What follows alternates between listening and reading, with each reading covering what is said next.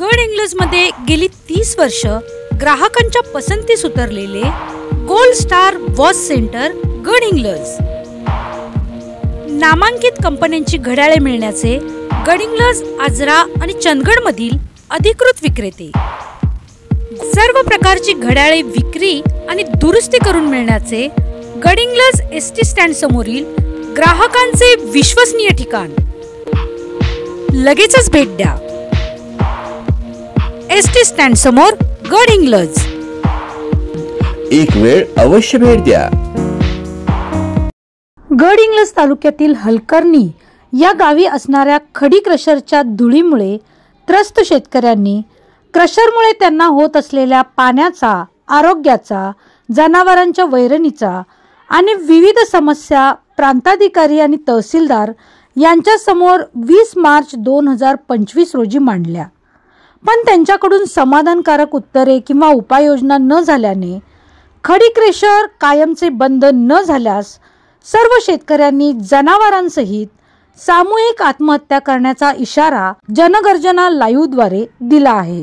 माती टाकून झापलेला आहे। कडचा लघु बंधारा आहे तो बंद केले सगळं तो बंधाराच आहे होय? होय, बंधाऱ्याचं सगळं झापून सोडलं। हे बघा ढीग टाकलं हे। अच्छा, हे ढीग आणि हा सरकवत हे बी झापलात प्लॅन मध्ये आहेत त्याने। हा, सरकारचे करून काही उपयोग झाला नाही। नेमका हा प्रकार काय आहे आणि हे क्रेशर कोणत्या पोझिशन मध्ये आता आहे आणि त्यामुळे नागरिकांना कशा पद्धतीने त्रास होतोय हे पाहण्यासाठी जनगर्जना लाईव्हची टीम प्रत्यक्ष या क्रेशरची पाहणी करण्यासाठी आलेली आहे।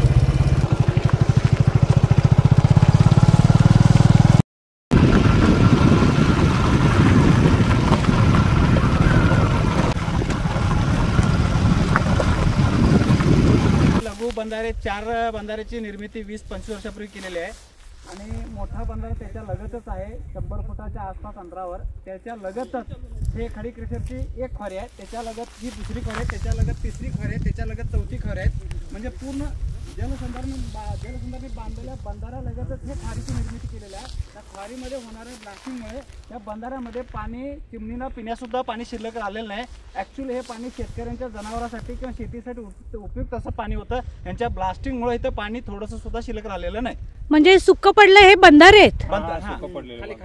अजून मोठं बंधारा आहे, त्याचं जे 2009 ला त्याचं 60 लाखाचं हे होतं, जे म्हणजे JR प्रमाणे खर्च होतं। आता हिशोबाप्रमाणे 1 कोटीच्या वर जाते, ते पण बंधारा पूर्ण पाणी नाही आहे। हा तो ओस पडलेला बंधारा आहे का? हाच ओस पडलेला एक बंधारा आहे। ह्याच्या लगत मोठा बंधारा पण आहे। मोठा बंधारा पण आहे तिकडे त्याच्या लगत प्लास्टिकमुळे ते सुकलेले। 2-2.5 महिने झालं या धुसामुळे मला खोकला लागलाय।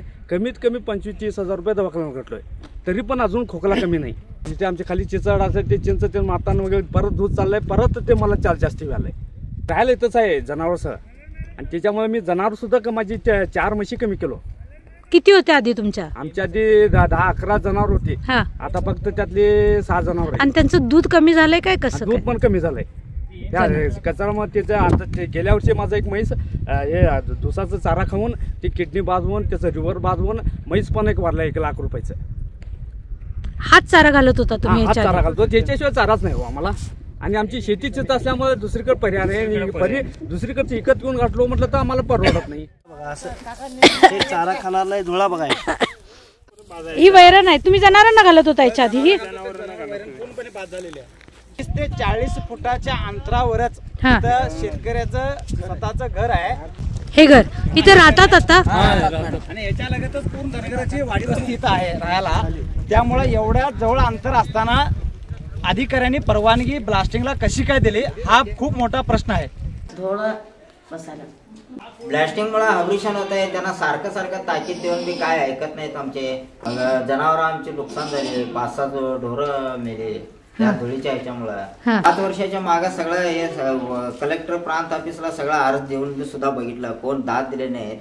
मग गाववाले बी जाऊन ते सगळं कोल्हापूरला वगैरे जाऊन आले, तरी कोण दाद दिले नाही। डोळ्याला त्रास होते, जेवण करते वेळी हे थोडाचा आजार म्हणून हे व्हायला आजारी पडायला। जनावरांचं जे हे आहे बघा, लिव्हरचा प्रॉब्लेम यायला लागले, आणि ते 3 लिटर देणारा दूध म्हशी आता 1 लिटर 1.25 लिटरला येऊन थांबलेले आहेत। 2 TB पेशंट गावलेत, आणि त्याच्यानंतर ते TB पेशंट वाढतं आजारमुळे त्यांनी इथं घर सोडून गावात राहायला गेलेत। आता इथं घर होती आधी. हा इथं खाली इथं घर आहे खाली त्यांचं. खडी क्रशरच्या दगड फोडण्यासाठी ब्लास्टिंगचा होल आहे. आता ह्या होलाची डेप्थ किती आहे आम्ही शेतकरी सगळे तुम्हाला दाखवत आहोत. 30 फुटाचा PVC पाईप आहे. हा पाईप आम्ही सगळ्या शेतकऱ्यांनी तुमच्या समक्ष सोडत आहोत. किती पाईप खाली जातील आणि हा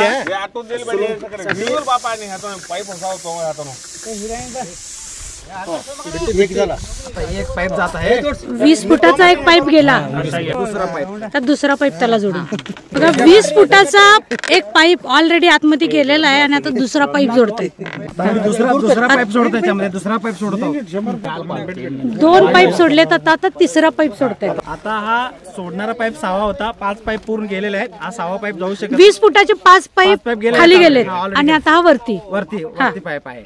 याचाच अर्थ 100 फुटापेक्षा जास्त खोली या ब्लास्टिंग होलची आहे. टेप सोडून हे शेतकरी बघणार आहेत की किती फूट हे खाली आहे. 100 फुटाचा हा टेप आहे. आपोआप चाललंय ते, त्याला काय हात पण लावायला नाही काही नाही. चाललंय ते 100 फुटाचा हा टेप आहे. हा टेप तुम्ही बघू शकता. 100 फुटाचं जे टेप आहे बघा हे पूर्ण खाली गेले. आणि हे बघा हे काय हे दाखवा.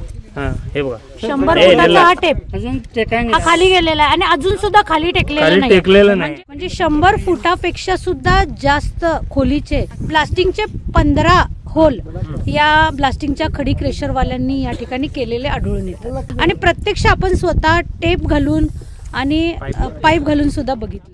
हा दुसरा होल. अशा सगळ्या होलची पाहणी आम्ही प्रत्यक्ष या ठिकाणी केलेली आहे. पर्यावरणाचं नुकसान होऊन झाड पूर्ण वाळायला चालू झालं. मॅडम हे लिंबाचं झाड आहे. ऍक्च्युली हे तोडायचं नसतंय आणि ह्याचं दखल फॉरेस्ट ऑफिसरांनी घ्यायला पाहिजे. हा लिंबाचा झाड तोडायचा परवानगी कोणालाही नाही आहे, त्याला परवानगी घ्यायला लागते. बंधारा बांधून दिलेले पाणी अडवा आणि पाणी जुराव म्हणून. आणि हे खडी क्रेशरवाले आहे खडक टाकून हे झापण्याचा प्रयत्न करत आहेत. आणि खडक हे सगळं दिसालंय आणि हे पाणी कसं अडवणार हे सांगा आम्हाला. शासनाने हा बंधारा आहे. हा बंधारा आहे. बर बांधारामध्ये क्रेशर चालू आहे. बंधाऱ्यातच क्रेशर आहे. हलकर्णी या गावामध्ये प्रत्यक्ष पाणी केले असता असं दिसून आलं की शासनाच्या बंधाऱ्यामध्येच हे क्रेशर बिनधास्तपणे सुरू आहेत आणि त्याची कुणीही दखल घेत नाहीये. गाय बी चरायला बघा ते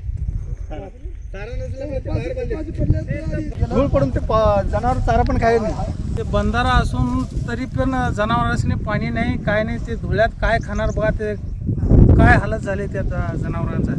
ते कापायचं गवत असून ते धुरीमुळे गवत कापानी मॅडम ते.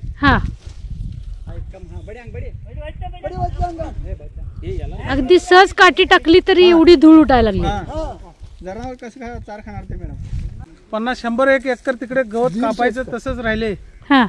ते धुळीमुळे एवढ्या धुळीमुळे ते कोणीच कापायला नाही. सगळं बाद होऊन गेले. आता शेतकऱ्यांनी अडचण होऊन बसले मॅडम. शासनाचा बंधारा पाण्यासाठी बांधलेला असताना पाणी झिरपून शेतकऱ्यांना शेतीला पाणी मिळावं अथवा मेंढ्यांना पाणी पिण्यासाठी जनावरं चरत असताना चरणाऱ्या डोंगरात चरणाऱ्या जनावरांसाठी पाणी उपलब्ध असावं यासाठी शासनाला बंधारा बांधला असताना हा बंधाऱ्यामध्येच हा खडी क्रेशर चालू आहे. अधिकाऱ्यांनी याला कोणत्या अनुषंगाने परवानगी दिली हेच आम्हाला शेतकऱ्यांना कळत नाही आहे पहिल्यांदा. त्यामुळे शासनाने याच्यावर त्वरित कारवाई करून हे खडी क्रेशर बंद करावे. आमची वडिलांची जमीन हे सगळं झापून धुळ्याला गेलेलं आहे. पीक काही आलेलं नाही आणि काय करायचं हे आम्हाला सांगा.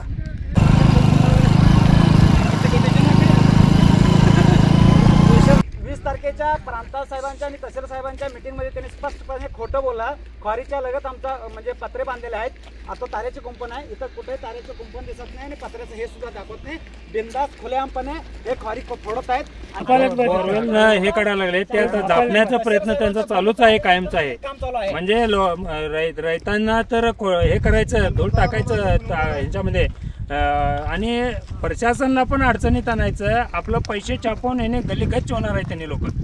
क्रेशरचे मालक माननीय अशोक पवार साहेबांनी 20 मार्च 2025च्या माननीय प्रांताधिकारी तहसीलदार साहेब PI साहेब यांच्या अध्यक्षतेखाली शेतकऱ्यांनी क्रेशर मालकांच्या मीटिंगमध्ये स्पष्टपणे सांगितलं शासनाच्या नियम व अटीनुसार आमचे क्रेशर चालू आहेत हे आम्हाला पवार साहेबांनी सांगावं तिथे कुठे तुम्ही शासन व नियमच्या अटीनुसार क्रशर चालू आहेत. कुठं ह्यांच्या क्रशर लगत पत्र्याचं हे सुद्धा बांधलेलं नाही, कुंपण खारीला कुंपण सुद्धा नाही. 2016 पासून हे शेत माझं फळ आहे. धुळीमुळे काही येत नाही. विचारायला गेलं की तुला कशाला पाहिजे म्हणून असं तसं बोलतात. घाबरून माझ्यावर प्रेशर आणतात म्हणताना मी कुठेही गेलेलं नाही आहे. बाळीकडे आहे इथंच की वरती. त्या क्रेशरचा तुम्हाला काय त्रास होतोय? हा, ते घरात लई धूळ व्हायला लागले. हा, आणि सगळं झाडावर बसाय, शेतावर सगळं चाललंय. लई धूळ वरती खापऱ्यावर बसते की नाही, ते सगळं जेवणात पडते. तलावानं ते मराठायचं आणि ते धुळानं सगळं. तिकडं खोकला डोंगरात, तिथं आम्ही घर आहे तिथं खोकला वगैरे असं सर्दी येते. आणि जनावरांना तरी लई. शासनाच्या नियमामध्ये आहेत असं ख्वारीचे मालक, क्रशरचे मालक सांगत होते. एकाही ख्वारीला तारेचं कुंपण नाही साधं, अथवा पत्रे लावलेले नाहीत. मॅडम 1 वर्षाच्या मागे एका बिहारी त्यांच्या कामगार लोकांना मयत झालेला आहे. पडून म्हणजे वरनं पडून बिहार म्हणून आलेले जे कामगार आहेत त्यांच्यापैकी एक रात्री कुठं तर जात असताना ह्या ख्वारीमध्ये पडून जे मृत्यू झालं, ते ऍक्च्युली मृत्यू झालं की त्याचं काय तर विल्हेवाट लावले किंवा काय केले याचं अजून कोणत्याही प्रकारचं शासनानं हे ॲडवायझरी जारी केलेलं नाही. किंवा पोलिटिशियन असू दे किंवा प्रशासक असू दे, काहीही त्याच्यावर थोडं हे काढायला नाही. त्याचं रिपोर्ट तर निदान सांगायला पाहिजे किंवा पेपरामध्ये द्यायला पाहिजे सविस्तर माहिती. हे पण त्यांनी काही केलेलं नाही. 20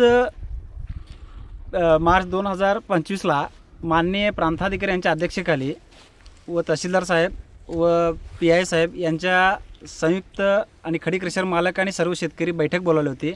त्या बैठकीमध्ये आम्हाला माननीय तहसीलदार साहेबांनी आणि प्रांताधिकाऱ्याने आमच्या अधिकाराखाली हे क्रशर येत नाहीत असं आम्हाला सांगितलं.